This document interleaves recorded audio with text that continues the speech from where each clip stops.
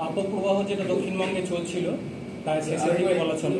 তবে 5 তারিখে তীব্র তাপপ্রবাহের সম্ভাবনা থাকছে পশ্চিম বর্ধমান, পশ্চিম মেদিনীপুর। তাপপ্রবাহের সম্ভাবনা থাকছে পূর্ব বর্ধমান, বীরভূম, ঝাড়গ্রাম, বাঁকুড়া এই জেলাগুলি।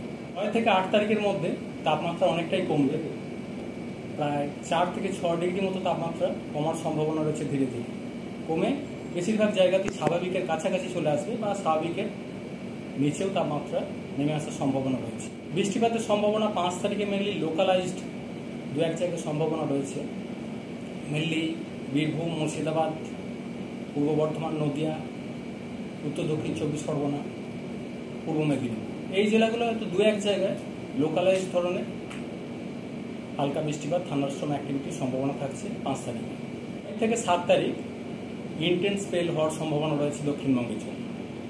6 থেকে 7 তারিখের মধ্যে বজ্রবিদ্যুৎ সহ বৃষ্টিপাতের সম্ভাবনা, সাথে দমকা ঝোড়ো হাওয়া, কোথাও কালবৈশাখীর সম্ভাবনা থাকছে। 8-9 তারিখেও বৃষ্টিপাত কন্টিনিউ করবে, দমকা হাওয়া কিছুটা থাকবে। মেন ইন্টেন্স স্পেলটা 6 থেকে 7-এর মধ্যে দক্ষিণবঙ্গে সম্ভাবনা থাকছে।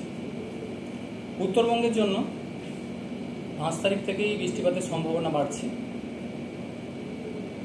মেনলি জলপাইগুড়ি, কোচবিহার, আলিপুরদুয়ার এই সাইডটায় 5 তারিখে ইন্টেন্সিটি কিছুটা বেশি থাকার সম্ভাবনা, দমকা হাওয়া থাকার সম্ভাবনা রয়েছে 50 থেকে 60 কিলোমিটার প্রতি ঘন্টায় 2-1 জায়গায়।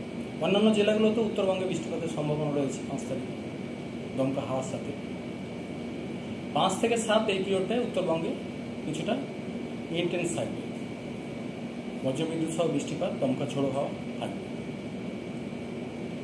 তারপরেও বৃষ্টিপাত কয়েকদিন কন্টিনিউ করবে উত্তরবঙ্গের জেলাগুলোর জন্য। তাপমাত্রা উত্তরবঙ্গেও বর্তমানে যেটা চলছে, মালদা, নর্থ সাউথ দিনাজপুর এই সাইডটা কিছুটা বেশি রয়েছে। 2-1 জায়গায় তাপপ্রবাহ চলছিল। তো আগামী 3-4 দিনে উত্তরবঙ্গের জেলাগুলির জন্য তাপমাত্রা প্রায় যেসব জায়গায় বেশি আছে 4 থেকে 6 ডিগ্রি মতো কমার সম্ভাবনা রয়েছে। উত্তরের জেলাগুলোয় তাপমাত্রা অতটা বাড়েনি, ওখানে তুলনামূলকভাবে কমবে। কলকাতা পার্শ্ববর্তী অঞ্চলে মেনলি 6 থেকে 7 তারিখের মধ্যে ইন্টেন্স স্পেল থাকার সম্ভাবনা রয়েছে, বজ্রবিদ্যুৎ সহ বৃষ্টিপাত, সাথে দমকা ঝোড়ো হাওয়া থাকার সম্ভাবনা। 8-9 তারিখেও বৃষ্টিপাত কন্টিনিউ করবে কলকাতা পার্শ্ববর্তী অঞ্চলে। আর 6 তারিখ নাগাদ 2-1 জায়গায় লোকালাইজড ভারী বৃষ্টির সম্ভাবনা থাকছে, মেনলি বীরভূম, মুর্শিদাবাদ, নদিয়া এই জেলাগুলো লোকালাইজ ধরনের 2-1 জায়গায় হয়তো ভারীও থাকতে পারে বৃষ্টিপাত।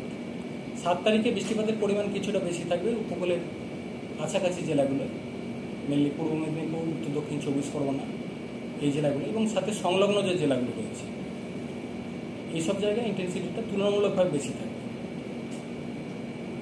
মৎস্যজীবীদের জন্য মৎস্যজীবীদের জন্য 6 থেকে 8 তারিখ সমুদ্রে যেতে নিষেধ করা হয়েছে। দমকা হাওয়া থাকার সম্ভাবনা রয়েছে সমুদ্রে অনেকটাই, সেই কারণে মৎস্যজীবীদের 6 থেকে 8 তারিখ পর্যন্ত সমুদ্রে যেতে নিষেধ করা হয়েছে। বৃষ্টিপাতের মূলত কারণ মেনলি এতদিন যেটা চলছিল ড্রাই নর্থ ওয়েস্টার্লি উইন্ড আমাদের এরিয়ার ওপর আসছিল। তো উইন্ড প্যাটার্নটা ধীরে ধীরে চেঞ্জ হচ্ছে, বঙ্গোপসাগর থেকে জলীয় বাষ্পের প্রবেশ ক্রমশ বাড়ছে এবং সেই সাথে আমাদের কাছাকাছি ঘূর্ণাবর্ত বা নিম্নচাপ অক্ষরেখা তৈরি হওয়ার সম্ভাবনা রয়েছে। সেই সাথে যেহেতু আমাদের হিটিংও চলছিল, একটা গরমটা অনেক বেশি রয়েছে, সেই কারণে এই জিনিসটা এখন ফেভারেবল কন্ডিশন রয়েছে দক্ষিণবঙ্গ, উত্তরবঙ্গ 2 জায়গাতে বৃষ্টিপাতের, থান্ডারস্টর্ম অ্যাক্টিভিটি এবং দমকা হাওয়া থাকা। উত্তর 24 পরগনা সহ যে জেলাগুলোতে বৃষ্টি হবে বলছেন সেটা 4 থেকে 6 ডিগ্রি বৃষ্টিপাত। হ্যাঁ, সেটা কোন তারিখ থেকে কত তারিখ? 5 তারিখে মেনলি লোকালাইজড বৃষ্টির সম্ভাবনা থাকছে।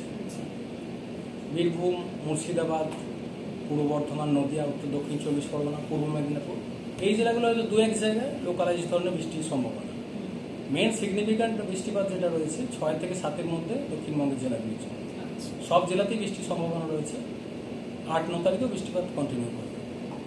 ইন্টেন্স স্পেলটা 6 থেকে 7-এর মধ্যে বেশি সম্ভাবনা থাকছে দক্ষিণবঙ্গে। তাপমাত্রা ইমিডিয়েট বাড়ার সম্ভাবনা নেই।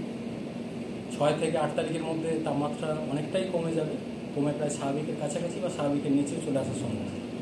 এবং তার পরবর্তী সময় যেহেতু বলা হলো 8-9 তারিখেও বৃষ্টিপাতের সম্ভাবনা থাকছে, তো ইমিডিয়েটলি তাপমাত্রা এখনই বাড়ছে না।